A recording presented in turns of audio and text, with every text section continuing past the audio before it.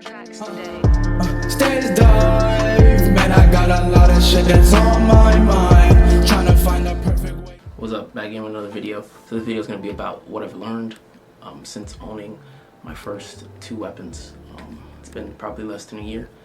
And yeah, it's been less than a year. Probably about 7-8 months. I've had the 2A community comment a ton and help me out with tips and tricks and stuff like that. So I will be just compiling all that into one video. And yeah, this is that video. Basically a mashup of what I've learned and some comments from the comment section of my previous gun videos on this channel. But yeah, let's get to it. I'm gonna break this video down into 3 sections. It's gonna be about gun safety, practice, and ammunition. So yeah, let's get into it. I think number 1 should be gun safety. That's what I'm gonna start off with, and what everyone who owns a weapon or a gun should know. The first one is treat all guns as if they're loaded. Number 2, always keep your weapon pointed in a safe direction. They say don't point at something you don't want to shoot. 3, keep your finger off the trigger until ready to fire. That's a very big thing that I feel like a lot of people, miss up on. Just keep your finger off that trigger until you're ready to fire. 4, be certain of your target, your line of fire, and what lies behind your target. So basically, have a good backstop. A backstop meaning a good catch all, basically, to catch your bullets. If something were to pass through your target, it wouldn't hit something beyond your target. Last but not least, number 5, have good ear and eye protection when shooting. About a couple comments about me filming videos with my gun in my car, especially as a black man in America. Stop it. Get some help. That it's not a smart idea, so don't film videos with your gun in your car, even if you have your CCW. It's just not smart. And yeah, this comment is from Mario, and basically he's saying, in one of my videos I was like, oh, I'm gonna be late to my concealed carry class, and I was like, it's whatever. But he's basically telling me that anytime dealing with firearms, you should be very vigilant and you should take more responsibility because weapons and guns are not a toy. This comment is saying the class that you need in order to get your CCW, which is your carry license, isn't really the best class, so you should take more classes after the fact to learn more about your weapon. And I agree with that. The CCW class was, it's not the best all-around class, but it teaches you the basics, and sometimes in some states some classes can be very terrible. Like he was explaining in his comment, he paid $50 and he took it online. Personally, I had an instructor, and he taught me, he gave me drills, and my class was just phenomenal. It was a good class compared to what I've been hearing other classes are like. Getting firearm license, basically, not firearm license, firearm insurance. So if you were to use your weapon to protect yourself or your family or friends or whoever against an enemy or a bad guy, that you would be protected by these, or you would have more funds, or you would have more security, basically, if you have this team that backs you up. Basically, you pay a monthly fee, and just in case anything were to happen, basically. And you can look up more information on your firearm insurance, and I recommend it. I have not yet got mine, but I will be getting some in the future.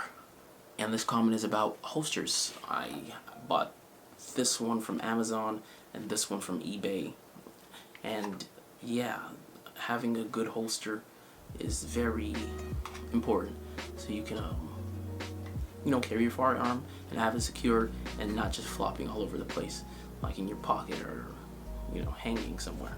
But yeah, having a good holster that covers the entire trigger guard is recommended. Most definitely recommended. I recommend it 100%. And yeah, just having a good holster, a quality holster, and carrying it where you see fit. I carry it 12 o'clock like it says in the comment. And yeah, both of these are Kydex holsters, by the way. Kydex holsters are affordable holsters. I think this was like 20, this was like 30, and yeah, they've been doing the job, and I like them overall. So you can see this has a comp on it, so I had to do a little modifications. Okay, next let's go to ammunition. Hey, basically, there's basically two main types of ammunition. I'm not sure if they have any more. I haven't really done that research, but there's usually, well, there's some fun rounds, like there's still self-defense rounds. So I guess there's mainly two main types. There's hollow points, and you got training rounds. So training rounds, if you focus on this thing, focus on the bullet now. Focus on the bullet. Okay, so this is an FMJ. It is a training round, and that's all I can say.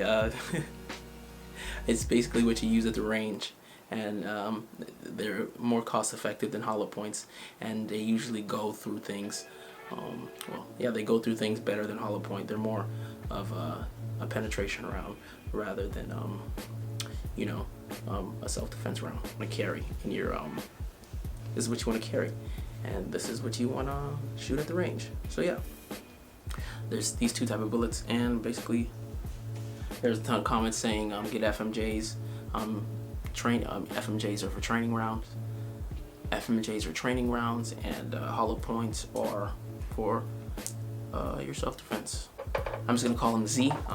This comment about not mixing steel-cased ammunition with brass ammunition, which typically has a silver color, and brass, looks like brass. So he was saying not to mix them. I personally shoot. I don't really. It doesn't. If I'm shooting at the range, I don't think it really matters. But carrying, I recommend you just stick to one type, and usually not the steel case. Steel case is just a really cheap ammo that you shoot at the range, And he's basically saying shoot a few hollow points through your weapon to make sure they run reliably.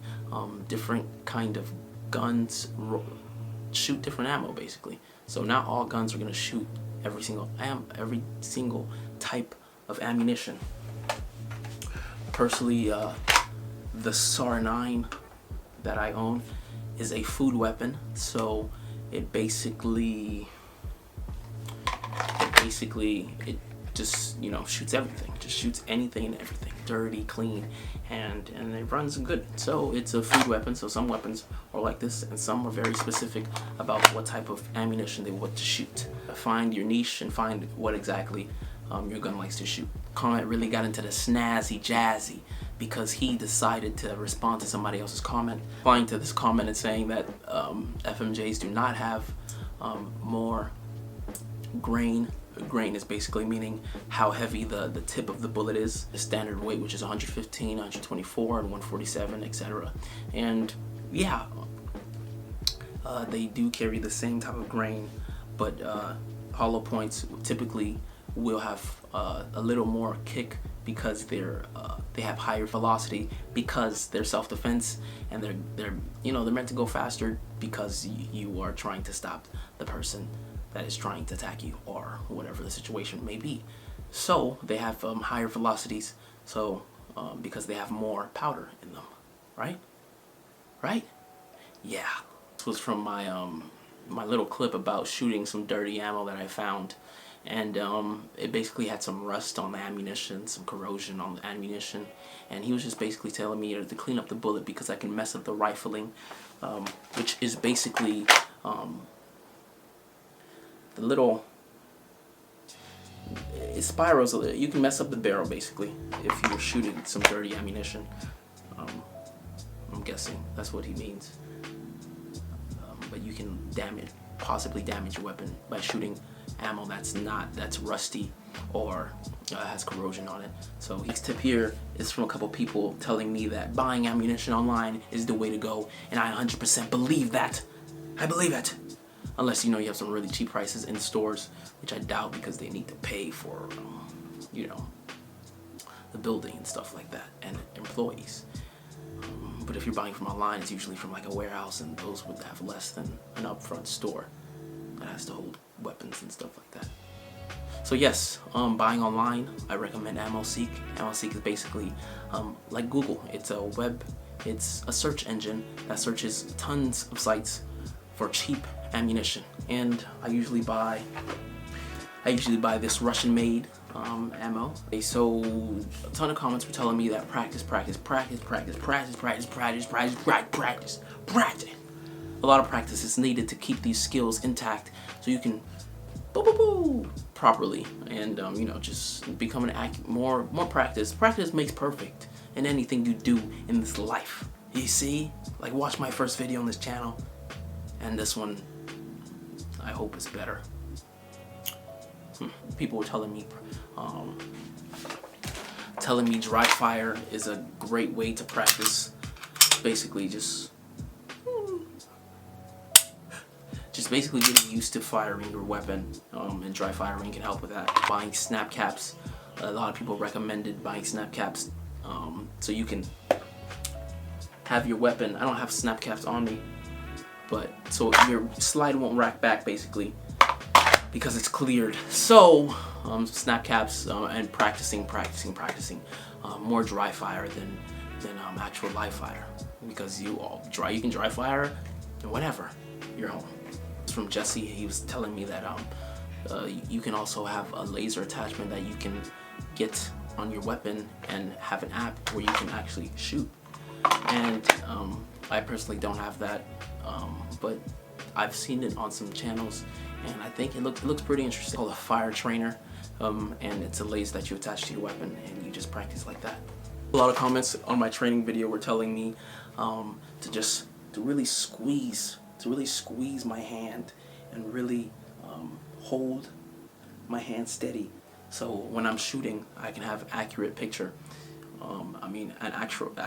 An accurate shot.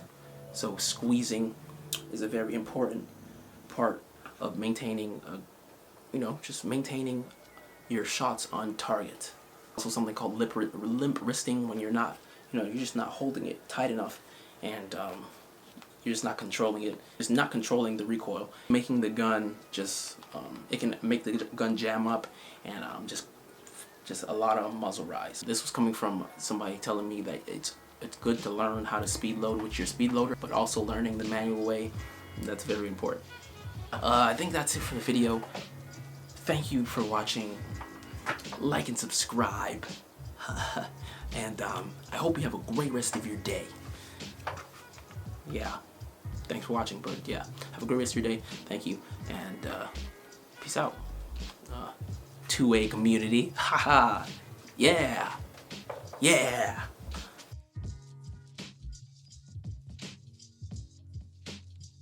Tips for me: if you have a ton of ammunition and you want to store it, I recommend you having some silica gel. I was looking online, and they're saying having silica gel inside of your ammo can with it to, just stop it from rusting, because rust is your enemy. Rust is your enemy.